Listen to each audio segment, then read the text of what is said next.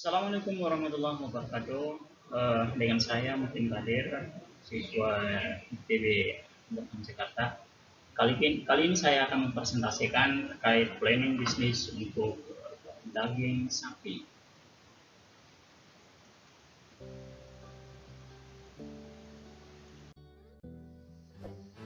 Yang pertama adalah tingginya akan kebutuhan daging. Yang kedua, merupakan sumber protein yang dibutuhkan. Ketiga, tingkat permintaan yang tinggi di pasaran. Yang keempat, pemasaran yang bersifat tradisional. Yang kelima adalah kehalalan kadang diragukan. Ini adalah poin-poin terkait problem. Yang berikutnya terkait solusi. Yang pertama adalah pemenuhan akan kebutuhan daging sapi.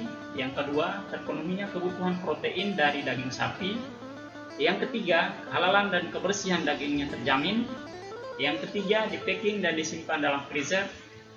Yang kelima, ketersediaan selalu ada dan kapan saja ketika dibutuhkan. Target dari marketing untuk planning bisnis ini adalah yang pertama adalah warga Kota Kupang dan sekitarnya. Yang kedua, target kedua adalah dikirim ke Pulau Jawa via kapal maupun via pesawat. Apa beda dengan yang lainnya dari usaha-usaha daging sapi ini? Yang pertama adalah dipotong sendiri. Yang kedua, alat potong dan pencincangan disiapkan sendiri. Selanjutnya adalah selalu diawasi dari pengkulitan sampai di packing untuk disimpan di freezer. Yang keempat, adanya pengawasan tersendiri dari awal proses penyembelihan sampai akhir hingga pengiriman. Yang terakhir adalah adanya pelatihan khusus untuk tukang tegal dan pemulitan. Jadi harus butuh keahlian khusus nih. Nah, ini terkait pengalaman di FPH lain. Tukang jegal boleh jamaah, tapi kadang sapinya belum mati sudah mulai dikuliti. Makanya pada poin sebelumnya kehalalan dagingnya diragukan. Yang berikutnya, kehalalan dagingnya diragukan karena ada pekerja yang tidak profesional. Ini berdasarkan pengalaman pribadi. Ada yang bekerja di pemotongan hewan lain, setelah itu mereka datang bantu di pengulitan daging sapi. Yang terakhir adalah kebanyakan penjualan yang masih bersifat tradisional. Ini salah satu kompetitor pesaing bisnis untuk daging sapi di Kota Kupang. Yang pertama adanya CP Aldia, mereka biasa menjual sapi freezer juga. Terus Depo Griges, lapak daging sapi, dan RZ. Kalau RZ sendiri itu mereka biasa ekspor keluar, tapi tiap tahunan, biasanya pada saat musim kurban. Terkait expenditure dan income, pengeluaran pemasukan, di sini yang pertama adalah modal tetap.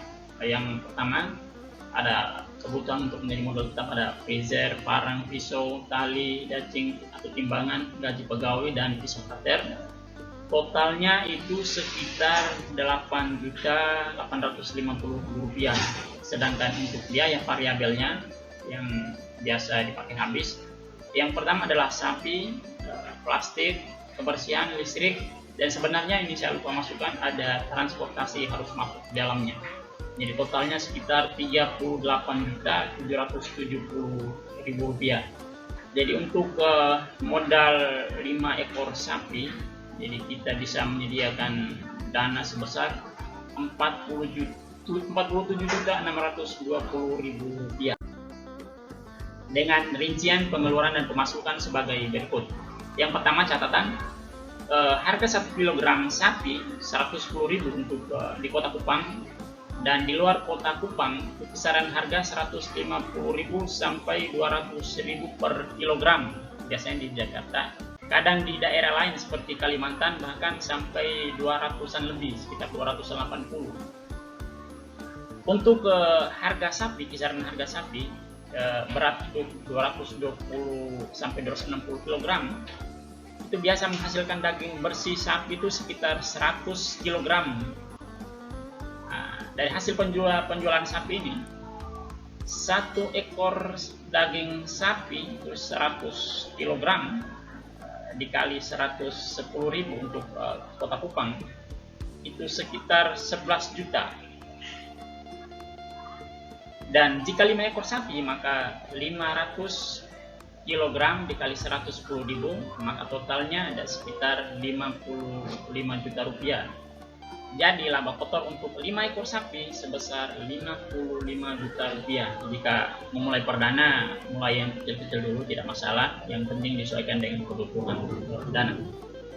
Laba bersih dari keuntungan ini adalah laba kotor dikurangi modal tetap, dikurangi biaya variabel, yaitu 55 juta dikurangi modal tetapnya 8.850.000 rupiah, dikurangi modal biaya variabel 38.770.000 rupiah, jadi sekitar 7.380.000 rupiah. Jika kita dalam sepekan memotong 5 ekor sapi, maka keuntungan bersih yang kita dapatkan itu sekitar 7.380.000 rupiah.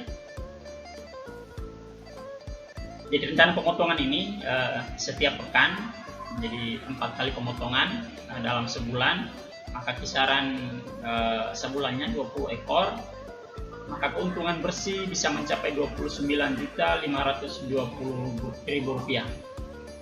Salah satu marketing strategi yang kita promosikan adalah kita buat yang flyer, promosi ke warung makan, rekan kerja, komunitas muslim, dan media sosial seperti Facebook, Twitter, Instagram dan lain-lainnya. Terkait analisis SWOT untuk marketing pemasaran terkait bisnis daging sapi ini, faktor kekuatan yang pertama adalah tenaga kerja yang handal di bidang produksi, mutu ternak untuk sapi di NTT terjamin, terus fasilitas penunjang yang mendukung seperti truk dan alat timbangan ini bisa kita kerjasama dengan yang lainnya. Terus loyalitas karyawan pada perusahaan yang ini yang kita tanamkan kepada rekan-rekan yang nanti direkrut. Yang selanjutnya ketersediaan bibit sapi dengan berbagai jenis. Ini untuk ketersediaan sapi di Kota Kupang selalu mencukupi setiap tahunnya. Yang kedua adalah faktor kelemahan. Yang pertama adalah manajemen bersifat kekeluargaan, tenaga pemasaran dan potong kurang handal, makanya nanti diadakan pelatihan khusus. Terus modal usaha yang minim, ini keterbatasan modal menjadi kelemahan atau hambatan. Kurangnya promosi ternak. Selanjutnya analisis SWOT untuk marketing ada pada faktor peluang. Yang pertama adalah kapasitas produksi pakan ternak yang memadai, pangsa pasar ternak yang luas, ini bisa dijual di Kota Kupang, bisa juga dikirim ke Pulau Jawa dan daerah sekitarnya. Yang ketiga adalah meningkatkan daya beli masyarakat. Yang keempat, menuju swasembada pangan, yaitu daging yang dimaksud. Faktor-faktor yang menjadi ancaman, yang pertama adalah keberadaan perusahaan lain di bidang peternakan yang sejenis. Terus yang kedua, daya tawar menawar pembeli, adanya perusahaan pendatang baru di bidang peternakan. Yang keempat adalah kondisi ekonomi dan politik negara Indonesia saat ini. Kebijakan pemerintah untuk membatasi impor sapi, ini adalah faktor ancaman yang menjadi penghambat dalam kita berbisnis daging sapi, penjualan daging sapi. Terima kasih. Ini tim saya bersama Muhyiddin sebagai Chief Executive Officer dan Mawati sebagai Chief Financing Officer dan Benjamin sebagai Field Executor. Kontak person ada di bawah nomor saya, dan saya ada juga email saya. Jika ada yang ingin didiskusikan, silakan dikontak. Dan jika ada untuk ingin bisnis lanjut, silakan juga konfirmasi ke nomor kontak dan alamat email saya. Sekian dan terima kasih untuk persentase saya di kali ini. Saya ucapkan terima kasih, semoga kita semuanya sukses untuk menjalankan bisnis kita masing-masing. Terima kasih. Assalamualaikum warahmatullahi wabarakatuh.